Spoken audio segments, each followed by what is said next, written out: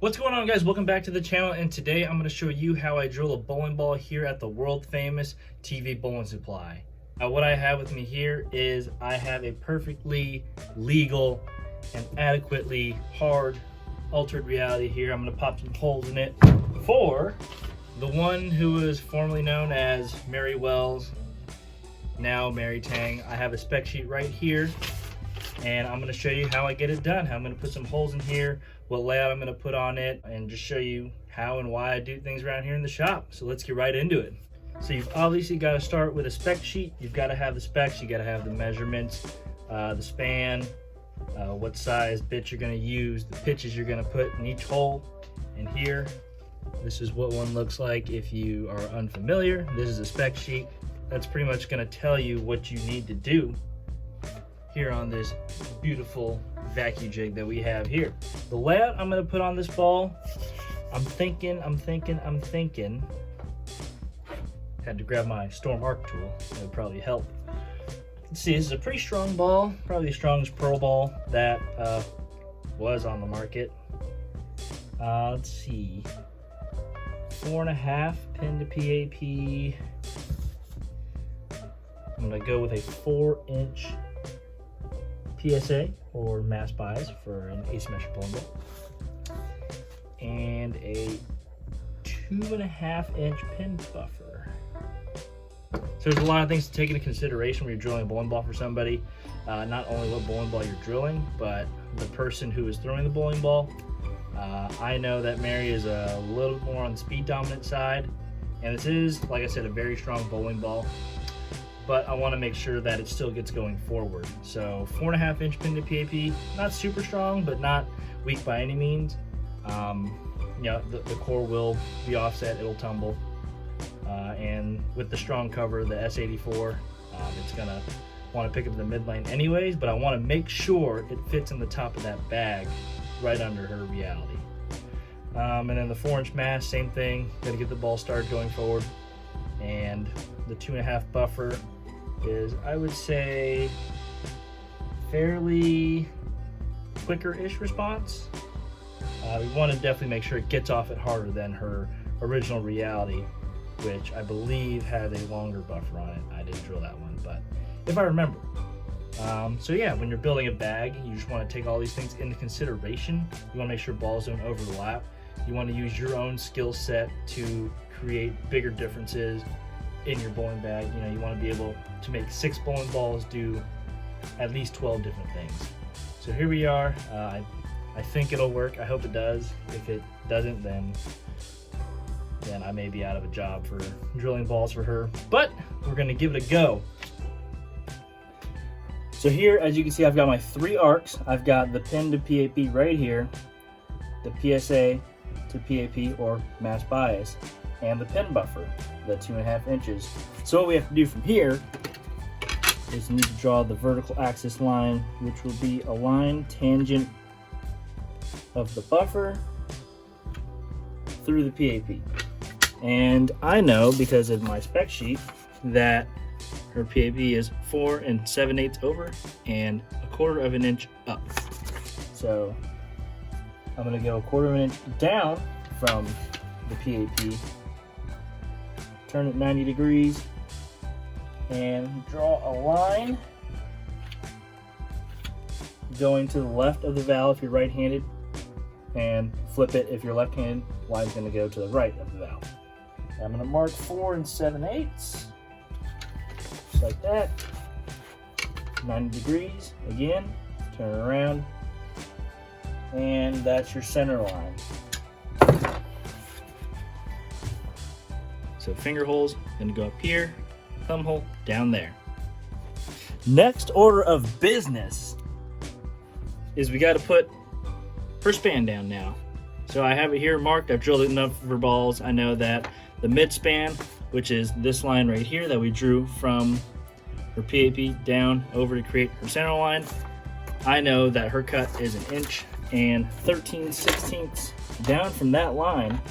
So I'm gonna make a mark there, and that's where her switch grip is gonna be. So 8, 9, 10, 11, 12, 13, right there, just about. For me, I like to scribe, so I'm going to take my handy scribe pen, and I'm gonna scribe.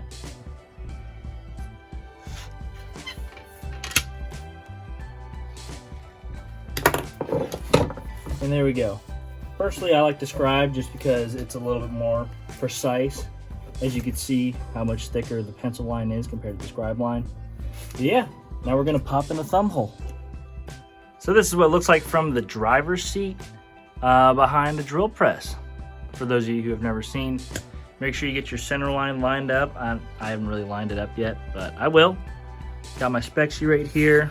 We're gonna do the thumb first. So here, as you can see, quarter forward and 0 lateral. And I have that put in. X is lateral, Y is your vertical, reverse and forward. And I've got a quarter forward in there and 0 lateral. So let's get started. Couldn't really get a good camera angle, but this is the best that we could do. So bear with me here. But like I said, we're gonna line it up. We have our pitches in, quarter forward, 0 lateral.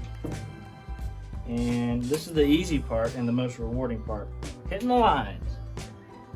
Get it lined up. And I just try and get close the first time and don't go all the way down the line, because you could always fix it. As long as you don't go past the line. But everybody has their own style. That's the way I do it. So we're gonna get going here.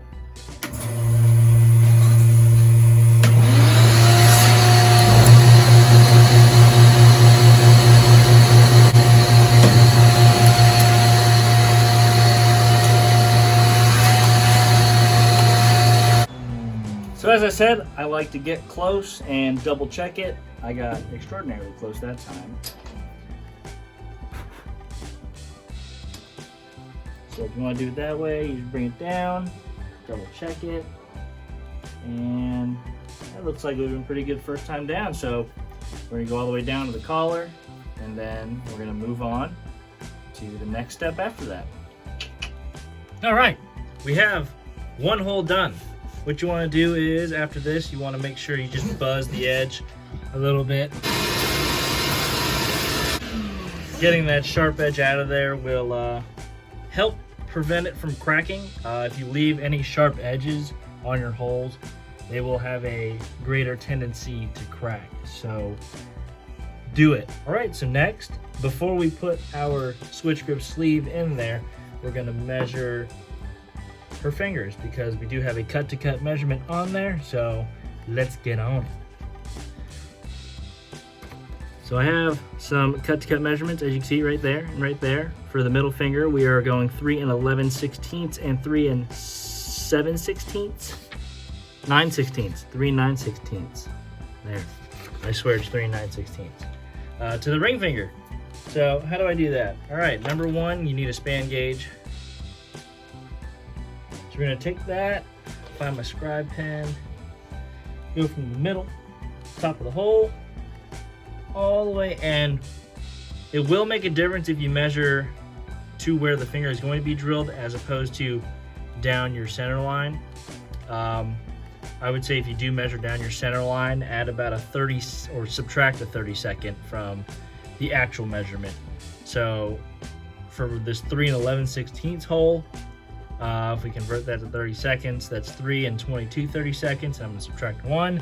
So you'd measure 3 21 30-seconds. And if you draw the line out, it should come out to 3 11/16. But I'm not gonna do that because Mary likes it absolutely precise. So right there, make a little mark there. And for the ring finger, 3 and 9 right there. From there, I'm gonna scribe the center line. I don't go all the way, I just don't feel like it. I just go about where the fingers are up. Turn sideways, find the marks. Measure 90 degrees across. Easy peasy. Just like that. Find the ring finger hole right there.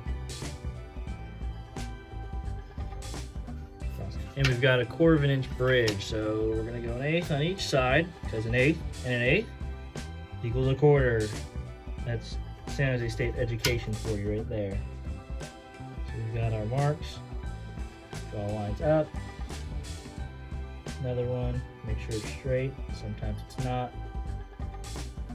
Measure up, and bang. We have, which way am I angling? Right there, some pretty scribe lines. We're gonna hit those.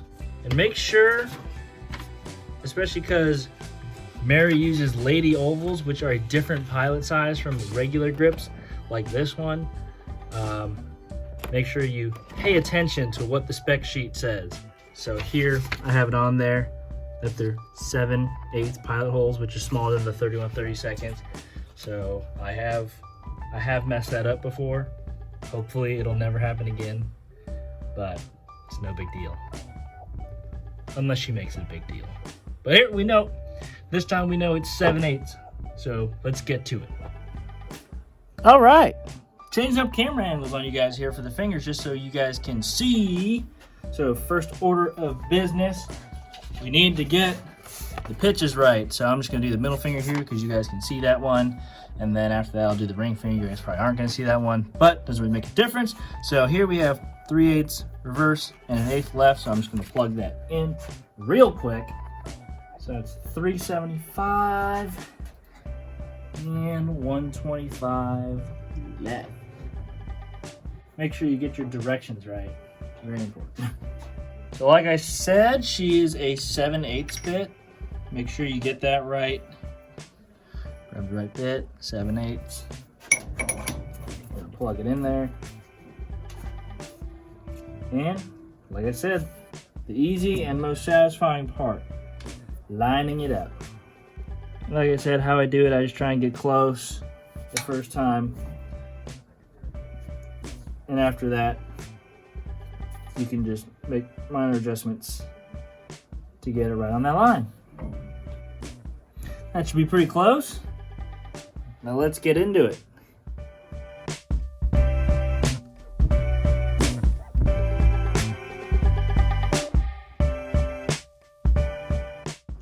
And there we are, look at that. Nice, crispy on the line. Now we're just gonna do the same thing for this hole.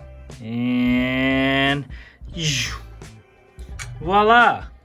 Magically, another hole has appeared. And I'd say we did an okay job at hitting those lines. What do you guys think? Yeah? I like it. Now let's move on to the next step, getting a sleeve in that bad boy. All right, like I said, next thing we gotta do is we gotta get one of these switch grips up on in this hole. How do we do that? First step, you always wanna scratch your surfaces that you're gluing into the ball. It helps it adhere better. And yeah, do it, or else you're gonna have flying switch grips. It's not fun, let me tell you. So what we're gonna do is there's a little notch right here. Don't know if you guys can see it. Right there. You wanna line that up with the back of the hole. So line up with back there and line up with your center line, and that will get the notches to go in straight. So if you have an oval thumb, the oval will be correct. If you have a circle thumb, I guess it's not as much of a big deal, but you should do it. You need to do it. All right, so let's pop that in real quick. And voila, at the speed of lightning, I have installed that switch grip. You can see, I don't know if you guys can see the notch. It's right there, center line's right there. I'd say it's all right. Next thing you gotta do, you gotta cut it down, because obviously you can't throw it with it sticking up like that. Just ain't gonna work. All right, the home stretch, we've got 3 holes in there. Now we just gotta buzz the edges so no one cuts themselves. And we gotta install some grips, and we'll be there.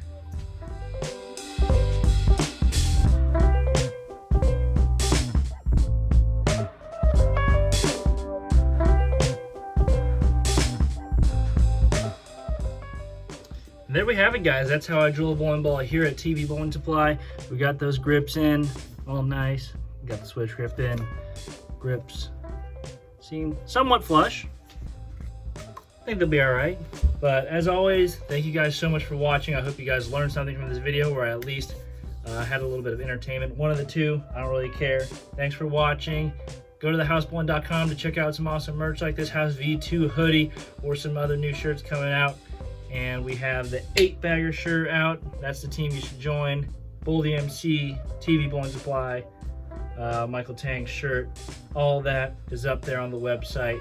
Go out and be the coolest looking guy at the bowling center with the housebowling.com merch on. But anyways, thank you guys again for the 3rd time. I will see you guys in the next video.